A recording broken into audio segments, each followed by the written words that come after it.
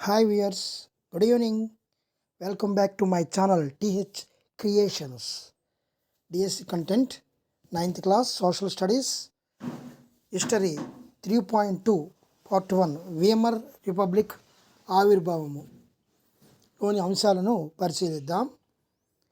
ఏ సంక్షోభాలు ఏర్పడడం వల్ల హిట్లర్ అధికారంలోకి రావడానికి దోహదపడ్డాయి? ఆర్థిక, రాజకీయ, సామాజిక, ఇవన్నీ.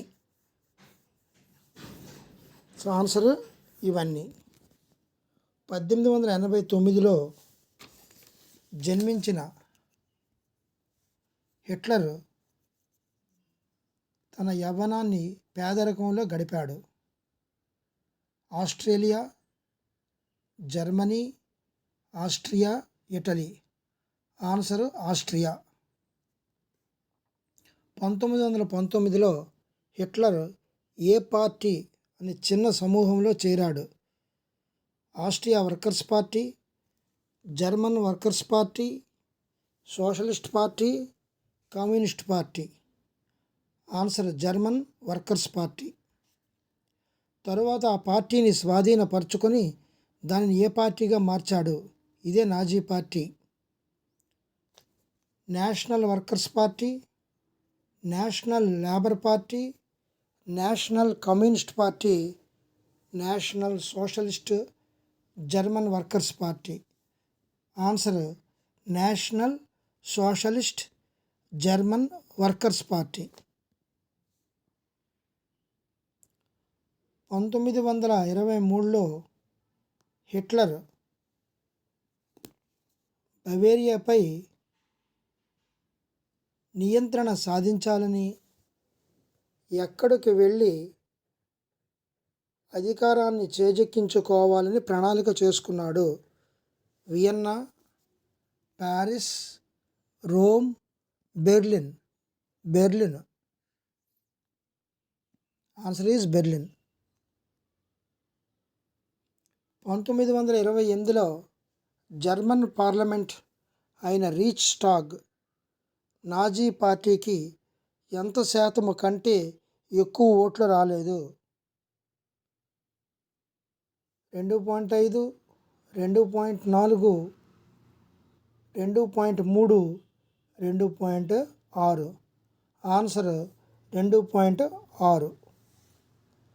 1932 నాటికి ఎంత శాతం ఓట్లు సాధించుకొని అతిపెద్ద పార్టీగా అవతరించింది? 36, 37, 34, 39, 37. ఆన్సర్ 37. 37% ఓట్లు.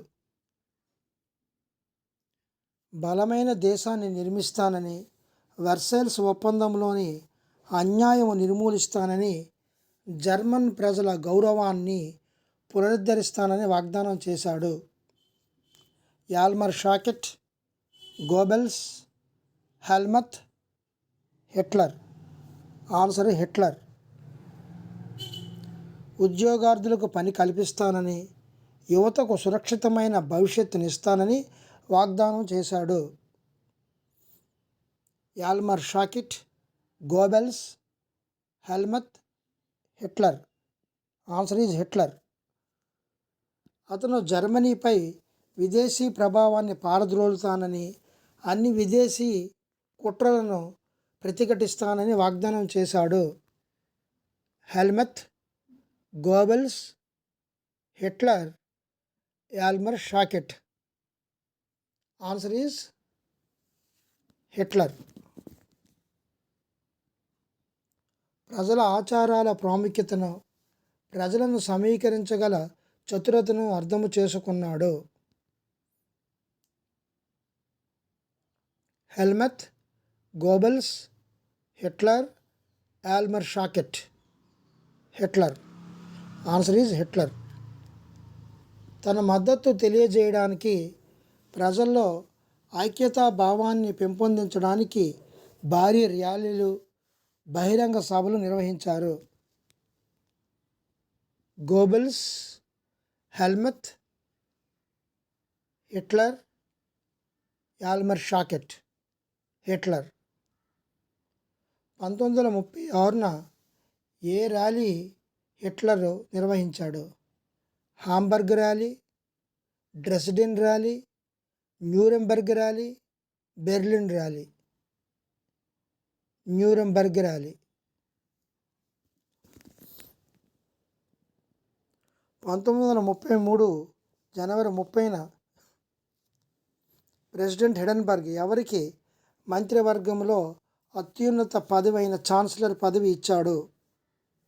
Goebbels, Helmuth, Hitler, Hjalmar Schacht. Hitler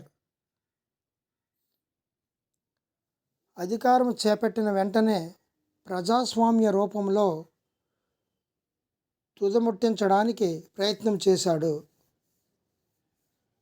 Hjalmar Schacht, Goebbels, Helmuth, Hitler. Hitler. Answer is Hitler. ఫిబ్రవరిలో జర్మన్ పార్లమెంటు భవనంలో సంభవించిన ఒక అంతు చిక్కని అగ్ని అతని ప్రయత్నాలకు సులభతరం చేసింది. Helmuth, Goebbels, Hitler, Hjalmar Schacht. Answer is Hitler.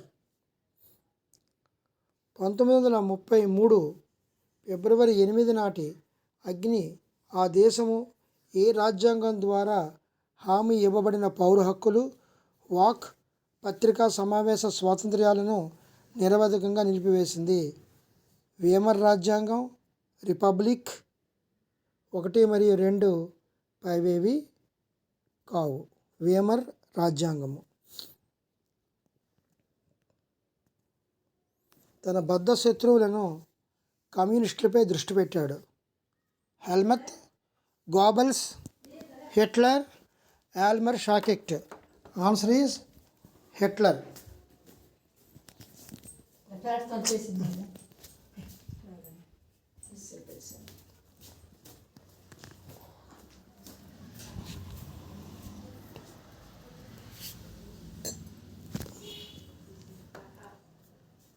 తన బద్ధ శత్రువులని కమ్యూనిస్టులపై దృష్టి పెట్టాడు. Helmuth, Goebbels, Hitler, Hjalmar socket.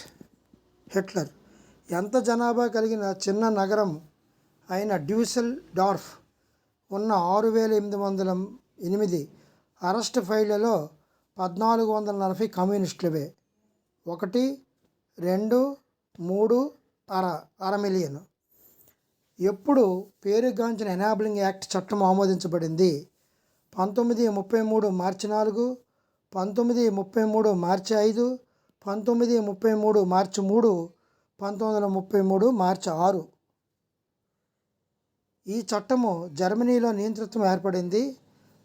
1933 మార్చి 3 చట్టము, 1933 మార్చి 4 చట్టము, 1933 మార్చి 5 చట్టము, 1933 మార్చి 6 చట్టము. ఆన్సర్ ఈజ్ 1933 మార్చి 3 చట్టము. ఇది పార్లమెంట్ను తప్పించి హిట్లర్కు డిక్రీల ద్వారా పాలించే అధికారం ఇచ్చింది. 1933 మార్చి 3 చట్టము, 1933 మార్చి 4 చట్టము, 1933 మార్చి 5 చట్టము, 1933 మార్చి 6 చట్టము. Answer is 1. 1933 మార్చి 3 చట్టము. గెస్టాపో రక్షణ దళాలు, ఆకుపచ్చ యూనిఫామ్ ధరించే పోలీసులు, క్రిమినల్ పోలీసులు, రాజ్య రహస్య పోలీసులు. ఆన్సర్ ఈజ్ రాజ్య రహస్య పోలీసులు. కొత్తగా వ్యవస్థీకృతమైన ఈ బలగాలకు ఇవ్వబడిన రాజ్యాంగేతర అధికారాల వల్ల నాజీ రాజ్యానికి అత్యంత భయంకరమైన ఏ రాజ్యాంగంగా పేరు వచ్చింది? ఆదర్శవంతమైన, నేరపూరితమైన, దయ కలిగిన, నిర్లక్షించబడిన. నేరపూరితమైన.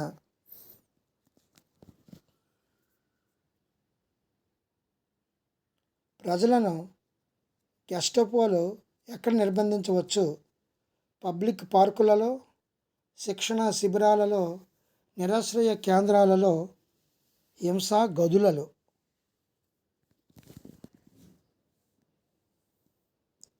ఏకాగ్రత శిబిరాలు ప్రజలకు ఎటువంటి చట్టపరమైన విచారణ లేకుండా వేరుపరిచి నిర్బంధించే శిబిరాలు, ప్రజలను చట్టపరమైన విచారణ చేసి నిర్బంధించే శిబిరాలు, ప్రజలను చట్టపరంగా విచారణ చేసి శిక్షించే శిబిరాలు పైవన్నీ.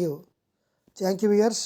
ఈ వీడియో చూసి మీకు నచ్చినట్లయితే లైక్ చేయండి, షేర్ చేయండి, కామెంట్ పెట్టండి, సబ్స్క్రైబ్ చేసుకోండి. పక్కన బెల్ ఐకాన్ ప్రెస్ చేసి సబ్స్క్రైబ్ చేయడం ద్వారా మీకు అన్ని నోటిఫికేషన్లు అందజేయబడతాయి. Thank you.